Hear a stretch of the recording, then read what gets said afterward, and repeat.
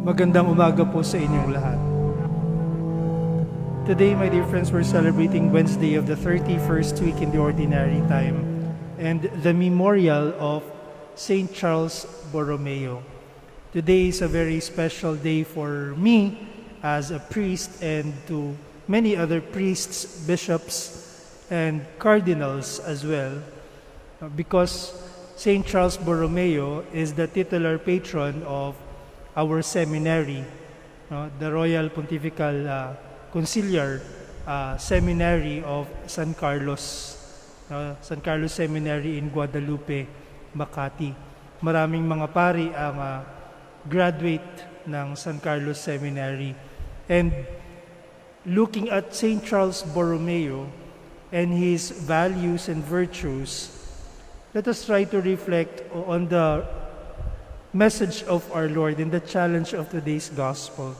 We hear of our Lord Jesus in the gospel for today,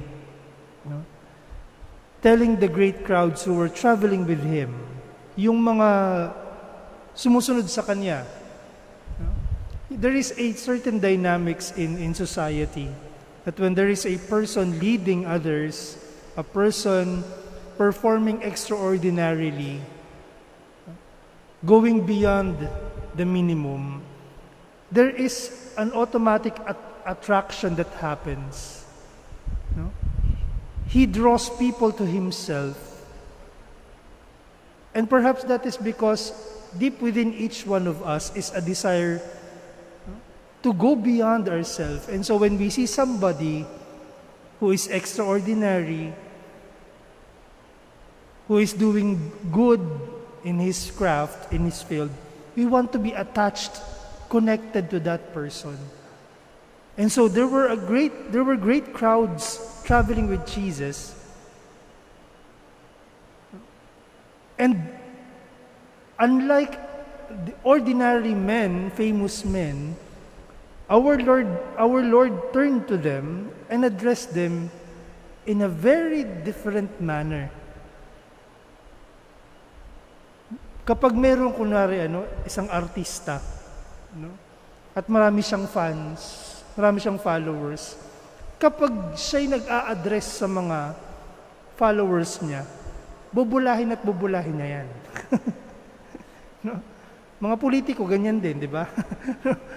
Mga politiko, ganyan, bubulahin niya yung mga followers niya. Why?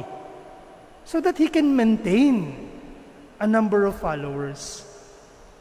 But our Lord Jesus addressed the crowds in today's gospel, telling them, if anyone comes to me without hating his father, mother, daughter, son, brothers, sisters, and even his own life, cannot be my disciple. Just imagine that, being one in the crowd, following Jesus, and He tells you, if you cannot carry your own cross and come after me, you cannot be my disciple. Parang ba? No? Because Jesus is faithful to His mission. Jesus is loyal to the will of the Father. And so He addressed them truthfully, allowing them to see things in a very truthful way. Walang bulahan. Walang pagkukunwari. And towards the end of the gospel, Jesus says, every one of you who does not renounce all his possessions cannot be my disciple. And I could imagine the reaction of the crowds. Thousands of them. Everyone who cannot denounce his possessions cannot be my disciple.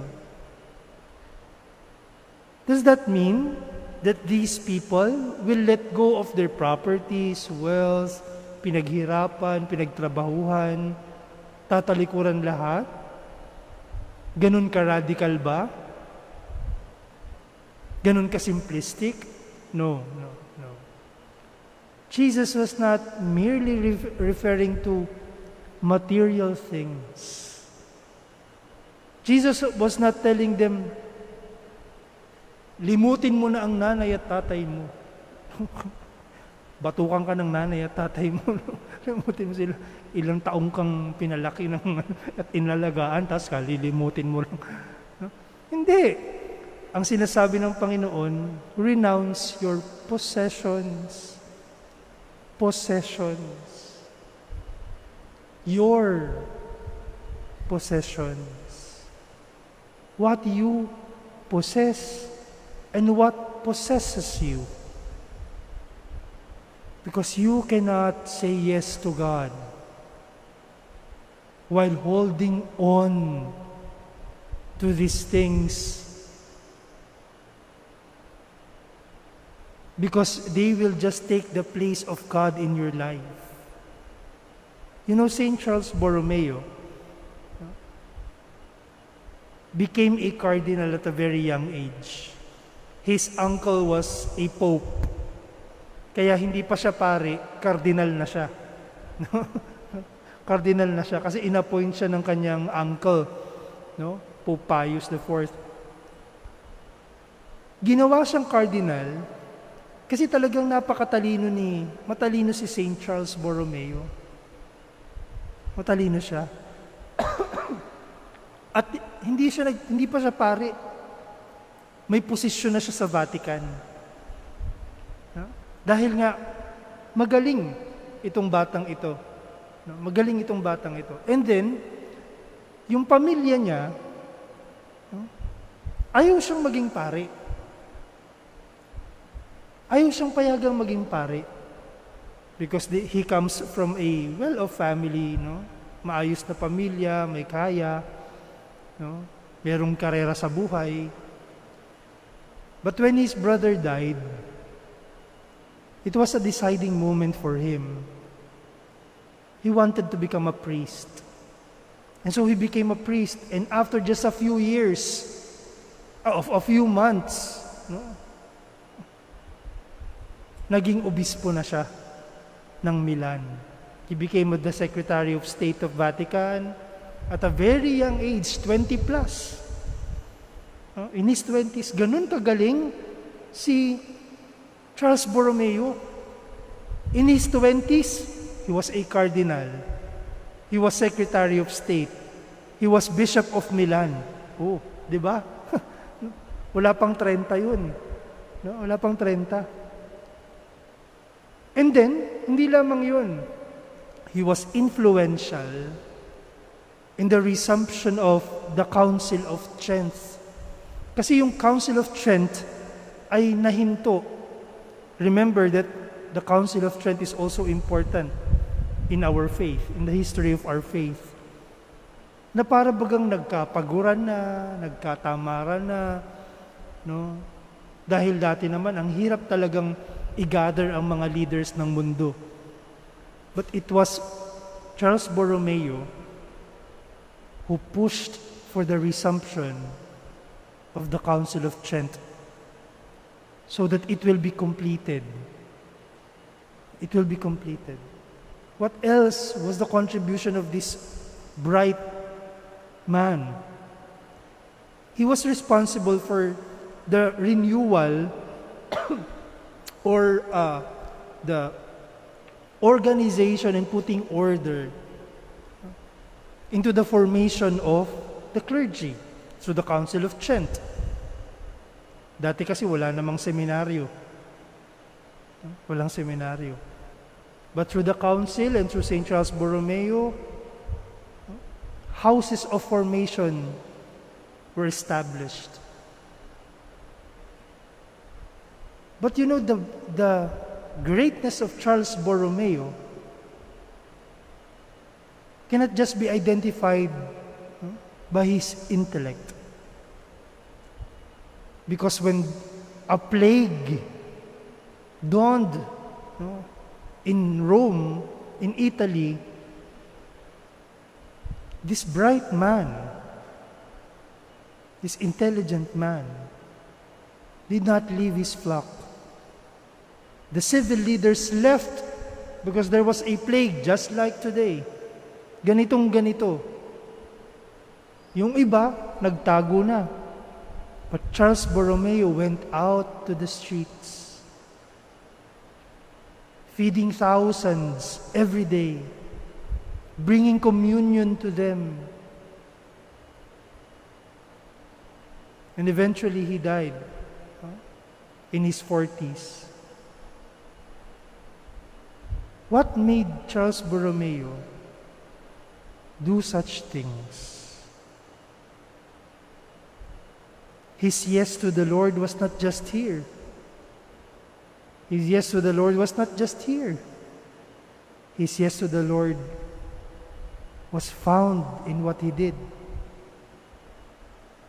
Because deep within him,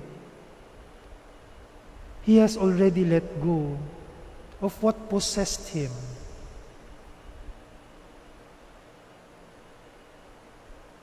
You know, we can ask ourselves that question. What possesses me? Madali lang yan malaman. Ano yung umuubos sa oras mo sa buong maghapon? Sa isip mo? Ano yung umuubos sa isip mo, sa oras mo, sa buong maghapon? And that is your possession. That is your possession.